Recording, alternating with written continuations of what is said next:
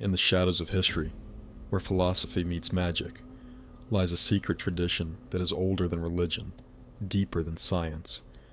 It was first spoken about some 36,000 years ago, and its wisdom is said to unlock the mysteries of the universe itself. This is the path of Hermeticism, and at its heart lies a single, emerald green tablet. Hermeticism is not just a part of our history, it's a living tradition that has shaped alchemy, astrology, mysticism, and even modern science. To walk the Hermetic path is to seek Gnosis, which is direct, transformative knowledge of the divine. So how can we understand the ancient wisdom of Hermeticism? What secrets are hidden on the Emerald Tablet, and how can we use these secrets to transform our lives and find Gnosis? To find the answer to all of these questions, we first need to go back to when Hermeticism was first discovered. The foundation of Hermeticism can be traced to the Hellenistic period, which was between 323 BC and 31 BC, and a figure by the name of Hermes Trismegistus. Hermes Trismegistus literally translates as Hermes the thrice greatest. He founded the concept as a combination of the Greek god Hermes and the Egyptian god Thoth. To understand this concept fully, we also need to understand the two gods and what role they carry in their respective pantheons. Hermes is an Olympian deity in ancient Greek religion and is considered the herald of the gods. He is also widely considered the protector of human heralds, travelers, thieves, merchants, and orators. He is able to move quickly and freely between the worlds of the mortal and the divine, aided by his winged sandals. Hermes plays the role of the psychopomp, or soul guide, a conductor of souls into the afterlife. On the other hand, Thoth is an ancient Egyptian deity. In art, he's often depicted as a man with the head of an ibis or a baboon. His feminine counterpart is Seshat, and his wife is Ma'at. He was the god of the moon, wisdom, knowledge, writing, hieroglyphs, science, magic, art, and judgment. He played many important roles in Egyptian mythology, such as maintaining the universe and being one of the two deities, the other being Ma'at, who stood on either side of Ra's solar bark. Hermes and Thoth were considered to be one and the same. Both of them were psychopomps, guides in the land of the dead.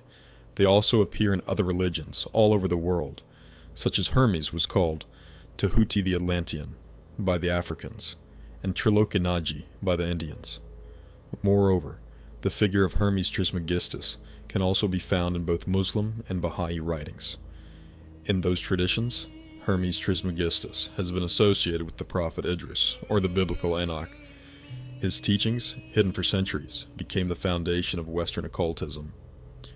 When Hermes met Thoth in Greco-Egyptian Alexandria, Hermes Trismegistus was born. This was the first step of the legacy of Hermeticism, a tradition that spanned across cultures, from ancient Egypt to the writings of early Christianity and Islam. The origin of Hermes' epithet, thrice great, is believed to have come from the Ibis shrine in Saqqara, Egypt. Records of a meeting of the Ibis cult in 172 BC mention the name, the greatest and the greatest god, Great Hermes. The thrice great thus reflects the intensifying repetition of the Egyptian adjective. He is also known as thrice greatest on account of being the greatest priest, philosopher, and king. From here, Hermes Trismegistus continued to be a source of knowledge for generations to come. During the Renaissance, led by Marsilio Ficino's translations, it was accepted that Hermes was a contemporary of Moses. All texts attributed to him were believed to be of ancient Egyptian origin, and thus more authoritative than Plato and the Bible. Hence, Hermes Trismegistus has been revered as a figure of profound wisdom, often regarded as a teacher of divine knowledge that transcended the boundaries of religion. At the beginning of the 17th century, the classical scholar Isaac Casaubon took issue with the notion that pagans had predicted Christ's coming. One of his targets was Hermes, where he saw unmistakable linguistic proof of a much later date than the tales of Egyptians could support. Casaubon detected Platonic, Jewish, and Christian language and ideas, and concluded that the Hermetic teachings date from the early Christian period, between the 1st and 3rd centuries, AD in Alexandria. That city was then ruled by Rome, but culturally a cosmopolitan mix of Greek, Egyptian, Jewish, and other traditions. In the end, Hermes was regarded as a kind of founding father of the Judeo-Christian tradition. He was a central figure in the vision of a perennial philosophy, uniting reason and faith. It was through this resurgence of interest in Hermeticism that many of the foundational texts, including the Corpus Hermeticum, became central to Western occultism. At its core, Hermeticism is not a religion in the conventional sense. It is a philosophy and a spiritual practice aimed at personal transformation and enlightenment.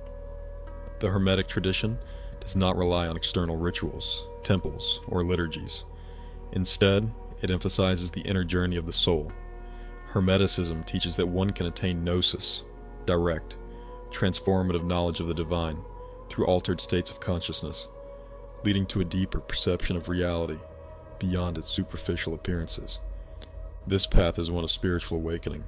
Here the practitioner seeks to transcend the illusions of the material world and reconnect with the divine essence of the universe. In Hermetic thought, the human soul is originally in a state of perfect unity with the divine, existing outside time and space. However, when the soul descends into the material world and becomes entangled in the passions, it becomes corrupted.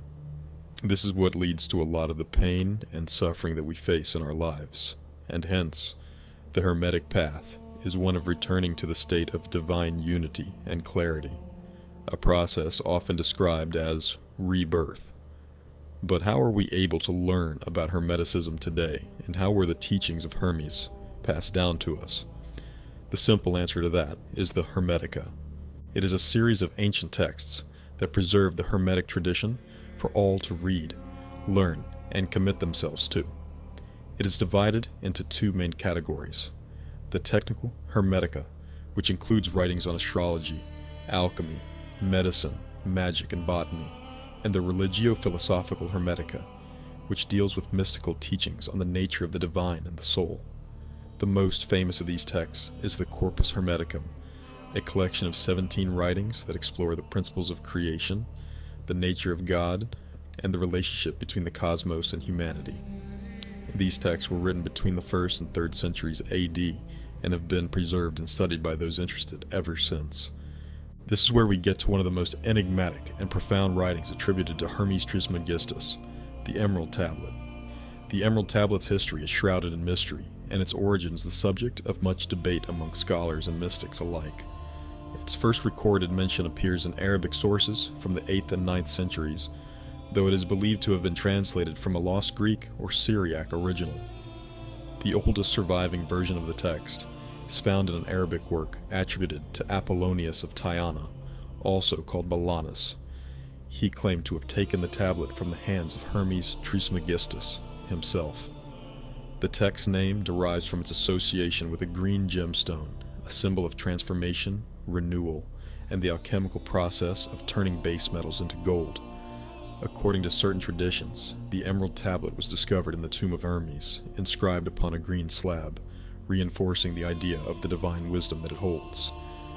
In medieval and Renaissance Europe, the Emerald Tablet gained renewed interest, especially in the search for the Philosopher's Stone. Translations of the tablet into Latin, particularly in the 12th century, played a key role in bringing its wisdom to the Western world, influencing thinkers like Albertus Magnus, Paracelsus, and even Sir Isaac Newton. And it is the Emerald Tablet that encapsulates the core teaching of Hermeticism: as above, so below. This quote expresses the Hermetic law of correspondence. It implies that the macrocosm, which is the universe, and microcosm, which refers to humans, are reflections of each other. The law of correspondence, central to Hermetic philosophy, preaches that the same patterns and principles governing the cosmos also apply to the individual.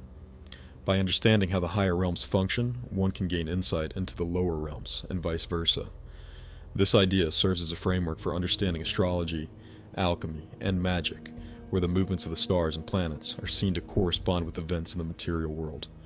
This is why the position of celestial bodies at the time of an individual's birth is believed to influence their characteristics, behavior, and life path. By understanding the correspondence between the stars and the individual's experiences, the adept can unlock deeper insights into their own nature and purpose in life. In practical terms, this law teaches us that everything in the material world is a reflection of a higher spiritual reality. By studying the nature of one level of existence, we can come to understand the other levels. This interconnectedness encourages individuals to seek divine knowledge and wisdom, not only through intellectual study, but also through spiritual practice. Hermetic thought holds that the microcosm and the macrocosm are intricately interwoven, forming a mirrored structure of reality. In alchemy, the transformation of base metals into gold is famous, but is not merely a chemical pursuit, but an allegory for the refinement of the soul. Historically, this Hermetic law bridged the gap between ancient philosophy and later mystical traditions. It influenced early Christian mysticism, Kabbalah, and Renaissance thinkers like Marsilio Ficino and Giordano Bruno. These thinkers saw the cosmos as a living organism, saturated with divine meaning and accessible through disciplined spiritual inquiry. But the law of correspondence is only the starting point when it comes to the teachings of the Emerald Tablet, and it has countless more principles that it hopes to teach us. For example, it also contains the principle of mentalism, which states that the all is mind. This principle teaches that the universe is a mental construct and that everything in existence is the product of a divine consciousness. The material world, as we perceive it, is an illusion created by the mind of the divine. Everything in existence, from the smallest atom to the vastest galaxies, is the product of a divine consciousness. This idea suggests that the boundaries between mind and matter are not as rigid as they appear. What we call reality is, in essence, can be thought of as an elaborate mental projection. The principle of mentalism thus offers a transformative insight for the practitioner of Hermeticism. Through the cultivation and mastery of one's mind, one can alter the course of their life and their relationship with the cosmos. Moreover, by training the mind, the adept is not merely controlling individual thoughts and emotions, but is participating in the process of creating reality itself. This principle also aligns with modern quantum physics, which suggests that consciousness plays a fundamental role in shaping the physical reality we experience. Through the practice of meditation, visualization, and other mental techniques, practitioners of Hermeticism can learn to control their thoughts, emotions, and energies. This control allows them to align themselves with the higher, divine aspects of the cosmos and move beyond the limitations of the physical world. The Emerald Tablet also introduces the concept of vibration, stating that everything in the universe is in constant motion and vibrates at its own frequency. This principle conveys that all matter, energy, and consciousness are in perpetual motion. Nothing is believed to be truly still, and everything is subject to the cosmic rhythm. From the smallest particle to the largest star, everything is in a state of vibration, with each entity resonating at a distinct frequency. This principle of vibration is not only a metaphysical concept, but also a powerful tool for spiritual transformation. By learning to tune into higher frequencies of energy and consciousness, a person can transcend the limitations of the physical world and ascend to higher states of being. In many mystical traditions, the idea of vibration is connected to the concept of energy fields and chakras. Each individual is believed to have an energy field that vibrates at a certain frequency. By learning to raise one's vibrational frequency, a person can experience greater alignment with the divine and access higher levels of consciousness. This elevation in vibration is believed to foster greater harmony, wisdom, and spiritual insight. Practices such as sound healing, chanting, and breathwork are often used to raise the vibrational frequency of the body and mind. The principle of polarity is another key teaching of the Emerald Tablet, which asserts that everything in the universe has an opposite. Light has its counterpart in darkness, hot and cold, and up and down. These opposites are not seen as contradictions, but as complementary forces that are interconnected and interdependent. In Hermetic philosophy, polarity is not a force of separation. Rather, it is a dynamic interplay of energies that forms the foundation of all creation. The concept of polarity suggests that all things exist on a spectrum, with extremes at either end. These extremes are not separate, but part of a continuous whole. understanding these polarities allows one to attain unity with the divine. This principle encourages individuals to embrace both the light and the dark aspects of their own being. This includes acknowledging and integrating the parts of themselves that are often seen as undesirable or hidden in the shadows. It teaches that true transformation comes not by rejecting or suppressing these shadow aspects, but by accepting and understanding them. It recognizes that true spiritual growth comes from embracing the unity of all opposites. By integrating both light and shadow, the pupil moves closer to achieving inner balance and spiritual enlightenment. Furthermore, the principle of rhythm teaches that everything in the universe moves in cycles. This includes not only the cycles of nature, such as the seasons, but also the cycles of human life, emotions, and spiritual growth. From birth to death, joy to sorrow, and youth to old age, everything follows a predictable pattern of rise and fall. Life is not seen as a linear, unbroken progression. Instead, it is marked by periods of expansion and contraction, growth and rest. Understanding these rhythms allows individuals to move with the flow of the universe rather than against it, leading to greater peace and harmony. By attuning oneself to the natural rhythms of the world, a person can become more in sync with their own life cycles and emotional states. In spiritual growth, the principle of rhythm suggests that enlightenment is not a constant state of high energy or spiritual ecstasy. There are periods of intense spiritual insight and connection, but also periods of stillness, introspection, and even perceived spiritual darkness. Trying to force growth when it's not the right season can lead to frustration. Hence, one should allow things to unfold in their own time, which fosters greater ease and success.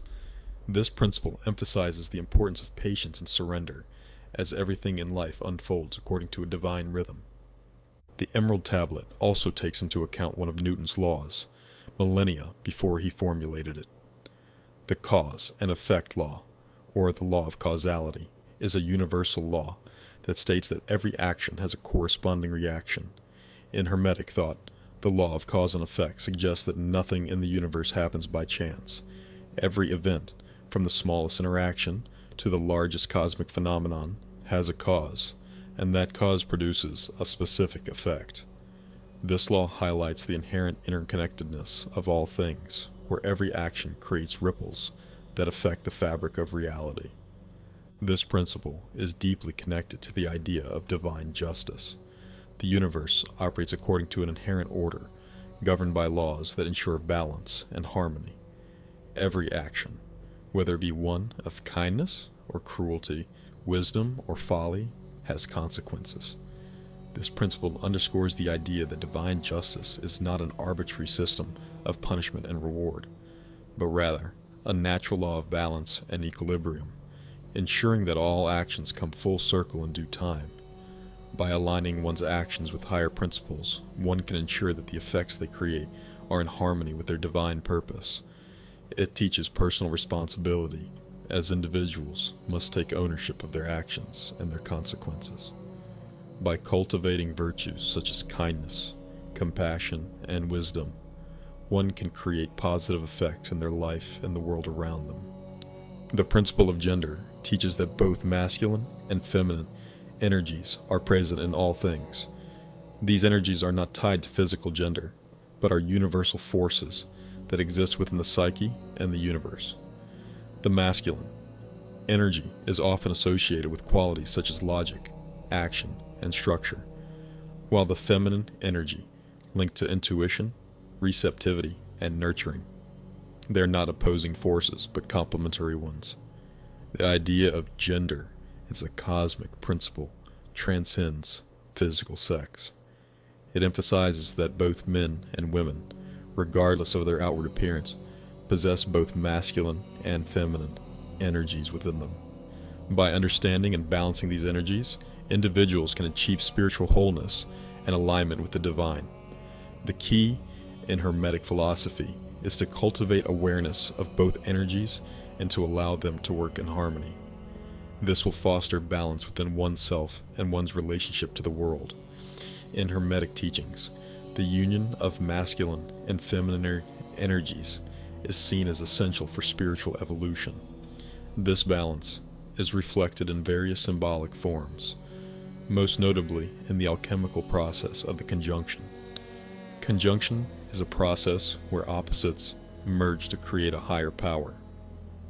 One of the most important teachings of the Emerald Tablet is its connection to alchemy, particularly the pursuit of the Philosopher's Stone.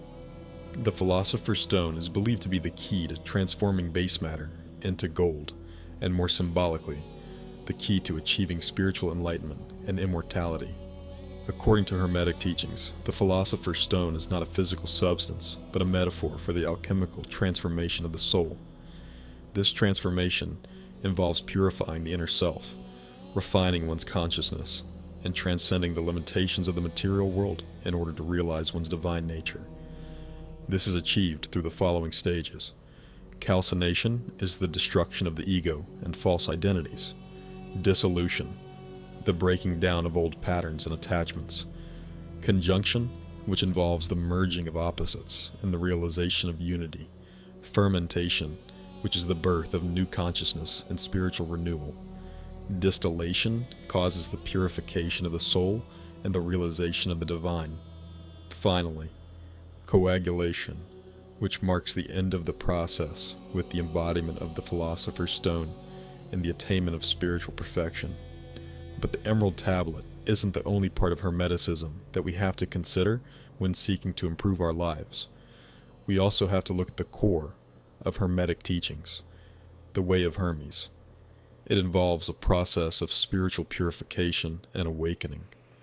New recruits progress through 3 key stages: separation, ascension, and unity. In the first stage, the individual recognizes the need for Gnosis and spiritual rebirth. This stage is marked by the realization that true knowledge, or Gnosis, cannot be attained through the senses or the intellect alone, but must come from a deeper, intuitive understanding. The second stage of the journey involves the ascent of the soul through the various planetary spheres, each of which represents a different aspect of consciousness. As the pupil ascends, they encounter challenges and obstacles that must be overcome in order to reach higher states of awareness. At the peak of the ascent, the initiate experiences unity with the divine and gains a profound understanding of the true nature of the universe. However, the descent back into the material world is equally important, as it represents the integration of divine wisdom into everyday life. The final stage of the journey involves the realization of unity with the divine, where the pupil recognizes that all things are interconnected and that the ultimate goal is to return to the source of all creation. This stage is marked by a deep sense of peace and enlightenment, as the initiate understands their true nature as both a divine being and a part of the cosmic whole. Throughout this process, the practitioner engages in rituals and meditations designed to awaken the soul and bring it closer to the divine. One such ritual involves the chanting of sacred hymns corresponding to the 7 Greek vowels, which align with the 7 planetary bodies. Through this practice, the pupil ascends through the planetary spheres, moving closer to the divine until they experience a moment of spiritual awakening and unity with the One. But it is no easy feat to achieve this task and find spiritual awakening. To truly discover the truth behind all the principles written in the Emerald Tablet and successfully complete the path of the hermit, the individual soul has to battle with the 12 dark powers. These dark powers are what stand in the way of salvation for the individual soul, and in order, they are ignorance, sorrow, intemperance, lust, injustice, greed, deceit, envy, treachery, anger, recklessness, and malice. These dark forces correspond to the 12 zodiac signs and represent the passions that bind the soul to the material world. These, according to Hermes, compel the inner man who dwells in the prison of his body to suffer through his senses. These tormentors are said to depart one by one from the man who receives God's mercy. This constitutes the manner and teaching of rebirth.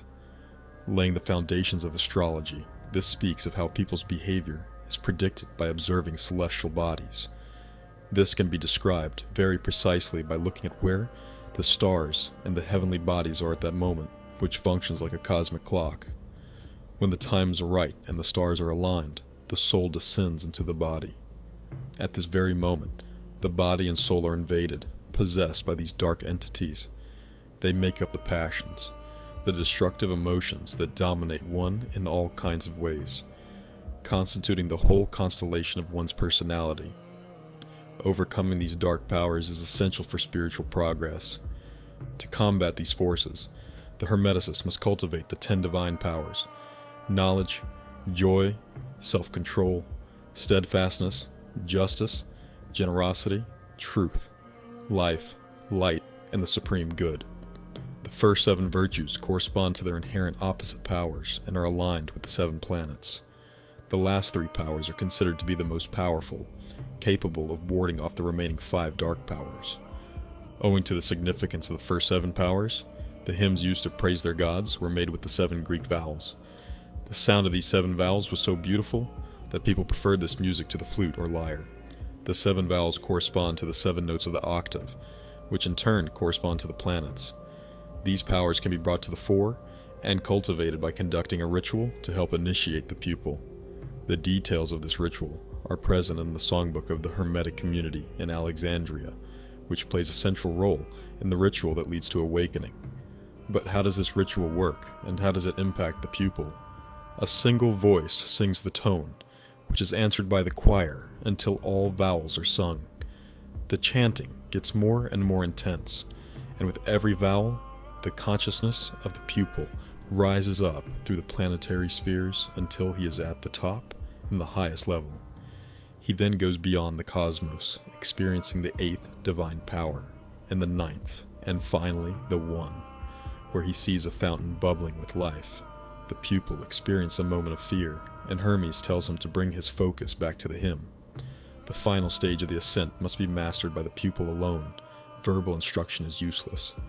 Hermes' words, which have guided the pupil, are no longer of any use. The pupil expresses himself by means of silent hymns that are heard and understood only by an interior faculty of perception. In fact, the most fundamental statement of the pupil is that what he is seeing cannot be put into words. The initiation has been completed. The pupil has now found peace and wants to thank God for having granted him the supreme vision he had been asking for. One of the first to complete the ritual is Hermes' son, Tat. He experienced an altered state of consciousness, a state of mania, or divine madness. This corresponds to a higher state of knowledge. Tat had experienced a spiritual rebirth, gaining cosmic consciousness. He conceived himself to be in all places at the same time: on earth, in the sea, in heaven, before birth, within the womb, young, old, dead, and beyond death. By conceiving all things at once, times, places, actions, qualities, and quantities, one can understand God. This method is called becoming the ion. It was the Stoics that developed the concept of the sympathy of all things, which denotes the living, indivisible coherence of the cosmos. This was adopted by Hermeticism and Middle Platonism. Several Hermetic societies were formed, such as the Rosicrucians, the Freemasons, and the Hermetic Order of the Golden Dawn. The discovery of 3 new and integral Hermetic writings found near Nag Hammadi in Egypt in 1945 renewed interest in Hermeticism again. One of them is called Discourse on the Ogdoad, an Ennead who observes the same ritual to attain Gnosis.